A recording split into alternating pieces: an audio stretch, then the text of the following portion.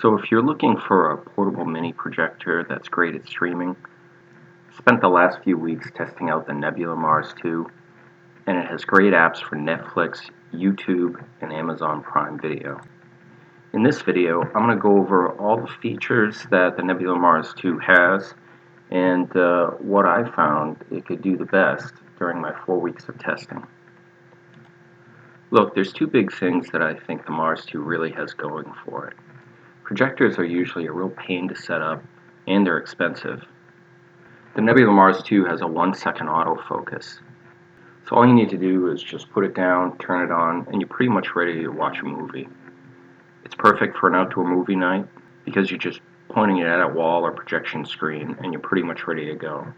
One thing that sets the Mars 2 apart from its predecessor is that it has Android software. It's called Aptio TV. Now this isn't the Google Play Store, so you're not going to get all the apps that you probably hope to.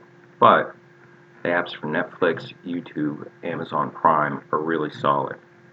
On top of that, if you want a broader selection of apps, you can plug in a Roku streaming stick in the back, Amazon Fire TV. I didn't test out game consoles, but I assume that they work just as good. At the back of the projector, you'll find a single HDMI port, a USB port, an audio out jack, and your jack for power. There's also an internal battery that lasts up to 4 hours, so it's really convenient to take outside in your backyard or, I don't know, maybe even a local campground.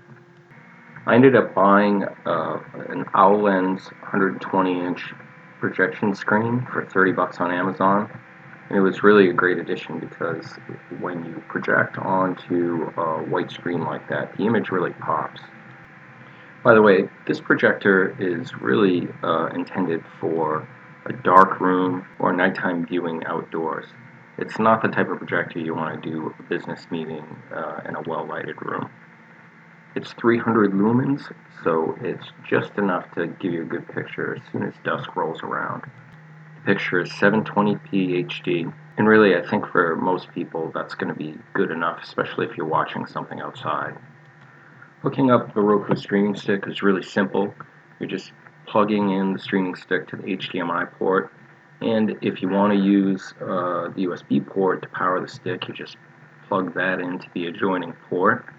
But you could also power it separately if you have an extension cord if you're doing this outside. Just keep in mind, if you're going to use the projector to power your Roku stick, then that's going to pull on your battery a little bit more. You can put the Mars projector just about anywhere and start projecting onto a wall or side of a building or wherever you want. But you should probably pay attention to the height of the table that you're using. So for example, on my back deck, I was using this short drink table. It didn't exactly line up with my screen, but it's not a big deal because I just put a few books underneath it and it worked great. There was a bedside table that I had that was taller, worked a lot better. But you know, you don't even really need a table because on the bottom of this projector there's a universal fitting for a tripod, and that can give you a very, very precise height level. I should mention that before you use the Mars 2 for the first time, the only thing you have to do is plug it in for a while to charge up the battery.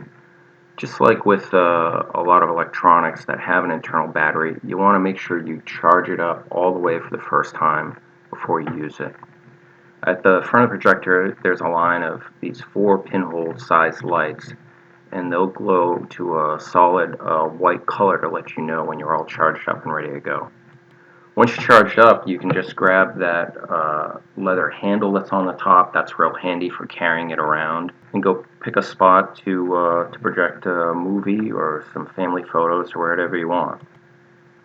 So I think if you're a big streaming enthusiast, you may not be thrilled with the Android software that's on the Nebula Mars 2, but it's fully functional for some real basics like Netflix, Amazon Prime Video, and just the fact that you can attach a streaming device and watch more niche-oriented apps like Filmstruck, it's really not that big of a deal.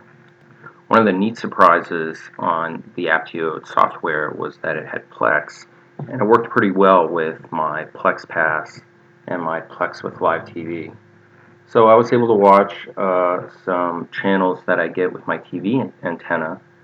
Of course, I have a Plex Pass subscription, and I'm using an HD home run to broadcast live over-the-air channels across my home network.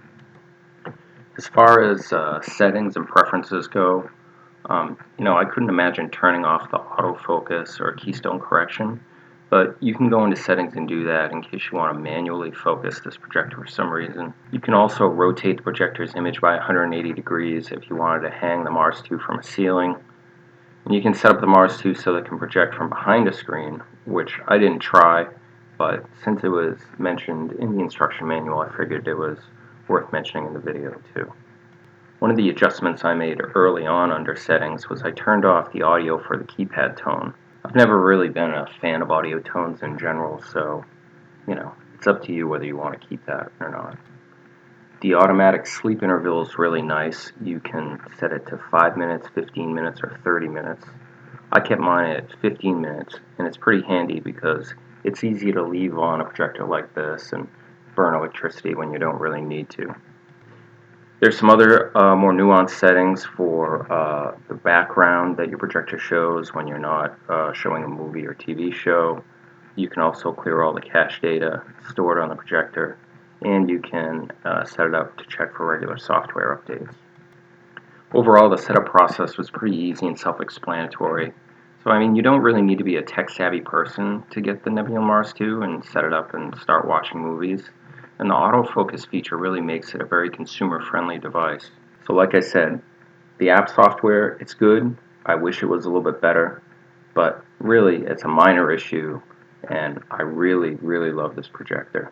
You should definitely check it out, especially considering that Amazon has priced it at just about $500. Most projectors in this class are probably closer to like the $700 range. I think Anker's really packing a lot of value into the Nebula Mars 2, and I can't wait to see what they come out with next for a projector.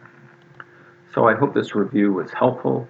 If it was, please consider giving it a like. If you want more details about what the Nebula Mars 2 is like, please head over to my website, cordcuttingreport.com. I'll leave a link below. Also, feel free to ask any questions in the comments below, and I'll do my best to answer them. Thanks, and see you next time.